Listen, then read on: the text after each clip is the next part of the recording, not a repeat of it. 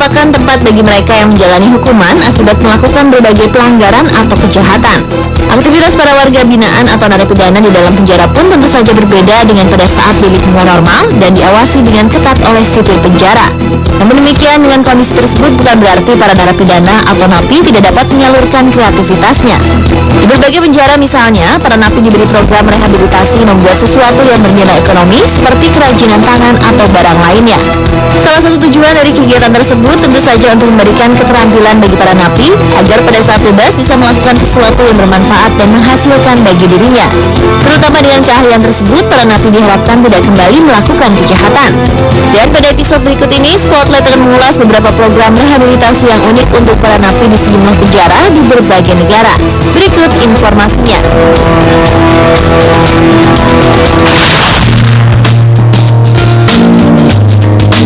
Wajah sangar, tato, serta perilaku kasar selalu diidentikan dengan para napi. Bahkan banyak yang mengira jika karakter keras dan sangar para napi akan sulit diubah. Namun hal itu tak berlaku di penjara Arius Valdo Campos Pabres di Brazil. Sebanyak 20 pria bertato dan berpenampilan sangar ternyata memiliki kegiatan unik untuk mengisi keseharian mereka. Tangan terampil mereka mampu menciptakan sebuah produk rajutan yang cukup berkualitas. Dan hasil karya rajutan mereka disalurkan ke sebuah perusahaan busana lokal. Kegiatan yang dilakukan para napi tersebut merupakan bagian dari proyek yang diluncurkan tahun 2009 lalu. Saat itu perancang busana Raquel Guimarães membutuhkan tenaga untuk meningkatkan produksi lini busana rajutannya. Kepada media online, Guimarães mengaku senang dengan gagasan pergi ke penjara dan bekerja sama dengan para narapidana. Apa yang dilakukan para narapidana dalam membuat rajutan tentu saja dihargai oleh Guimarães. Para narapidana tersebut mendapatkan gaji sekitar $250 Amerika Serikat atau sekitar 2 juta rupiah per bulan. Salah seorang narapidana, Kelio Tavares, mengatakan program tersebut telah memberinya keahlian dan kepercayaan diri. Bukan hanya itu, kegiatan membuat rajutan juga membuka pintu untuk mendapat pekerjaan.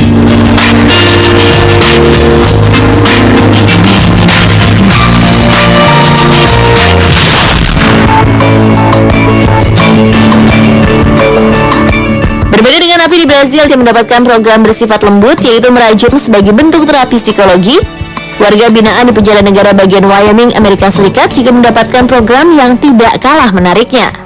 Setiap hari sejumlah napi diberikan tugas untuk mengasuh kuda liar atau kuda Mustang. Kegiatan ini tentunya tidak mudah karena para napi harus bisa mengendalikan emosinya saat berhadapan dengan kuda liar. Untuk memanfaatkan waktu luang, program ini diselenggarakan Biro Manajemen Pertanahan Amerika Serikat ini juga bertujuan untuk mengatasi resiko kekurangan persediaan makanan alami untuk kuda Mustang. Maklum, populasi Mustang di Amerika Serikat bertambah 40% per tahun atau lebih tinggi dibandingkan persediaan sumber makanan alami kuda liar di alam bebas. Kegiatan ini juga dipercaya meningkatkan tanggung jawab dan memupuk kecintaan narapidana pada alam. Tahap demi tahap, kuda liar tersebut terbiasa berinteraksi dengan manusia. Begitupun sebaliknya. Perlahan para napi memiliki ketertarikan dengan Mustang sehingga pada akhirnya mereka mampu mengembangkan kemampuan berkomunikasi secara terbuka, sekaligus melatih kesabaran dan menimbulkan kebanggaan karena menjaga kelestarian alam.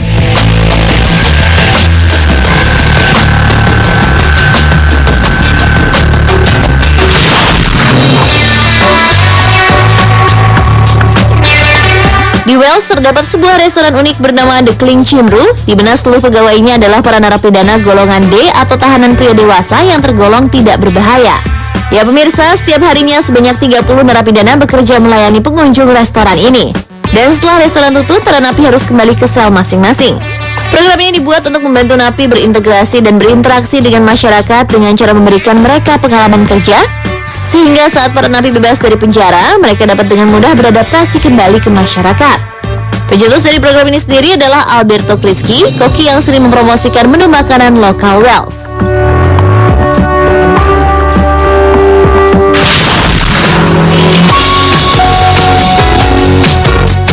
Program yang diberlakukan penjara Mobilong di Murray Bridge, Australia juga termasuk unik. Para narapidana di penjara ini diberi kesempatan untuk mengikuti kuliah dan mendapatkan gelar dari perguruan tinggi. Program ini diberlakukan pemerintah setempat agar pada saat kembali ke masyarakat, para narapidana memiliki ijazah untuk melamar pekerjaan dan tidak melakukan tindak kejahatan lagi.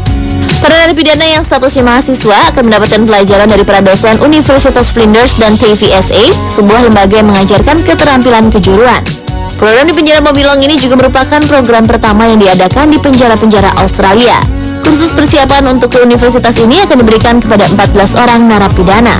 Di Australia, kursus persiapan untuk masuk ke universitas biasanya berlangsung selama 1 atau 2 tahun, di mana mereka yang nilainya masih kurang ketika berada di sekolah menengah berkesempatan memperbaiki nilainya sebelum ke universitas.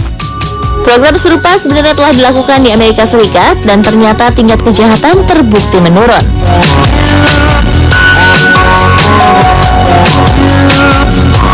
Pemirsa, itulah beberapa program rehabilitasi unik untuk para narapidana di sejumlah penjara di berbagai negara.